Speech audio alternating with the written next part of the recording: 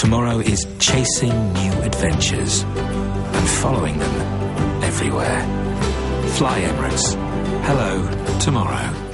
மாகாண சபை தேர்தலை முன்னிட்டு மத்திய மற்றும் வடமேல் மாகாண மக்களை தெளிவுபடுத்தும் 2 கூட்டங்கள் நேற்று நடைபெற்றன.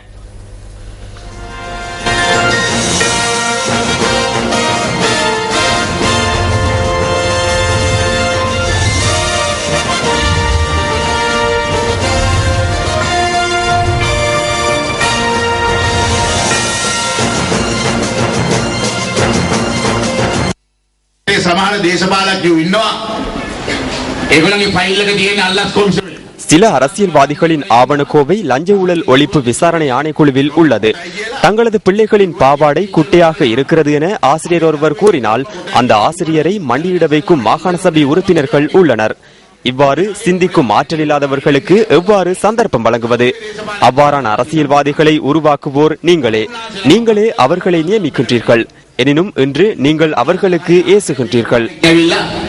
ඕනම බලු කුතුහලයක් වමක් වැඩ කරලා පිටාත ගාලා බඩාත ගාලා ආනංගියේ කොහමද මල්ලියේ කොහමද දැන් කොහමද අයියා මොකෝ කරන්නේ ඒ අම්මා මොකෝ කරන්නේ අප්පෝ මොකද කරන්නේ ඡන්දේ කාලේ ඔක්කොම මතක් වෙනවා.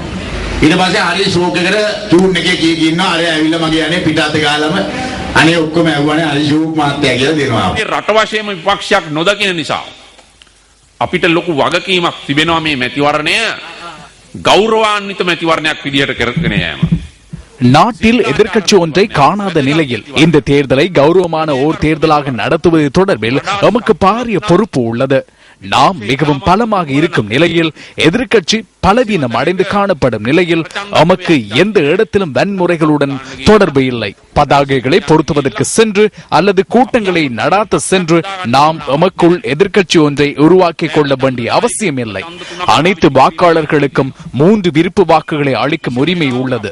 எந்த ஒரு வேளையிலும் வேட்பாளர் ஒருவர் தமது கட்சியின் சக வேட்பாளர் ஒருவரை அகௌரவப்படுத்தும் வகையில் பேசுவது சிறந்தது அல்ல. எமது குறை நிறைகளை ஆராய்ந்து உரிய முறையில் செயற்பட வேண்டும்.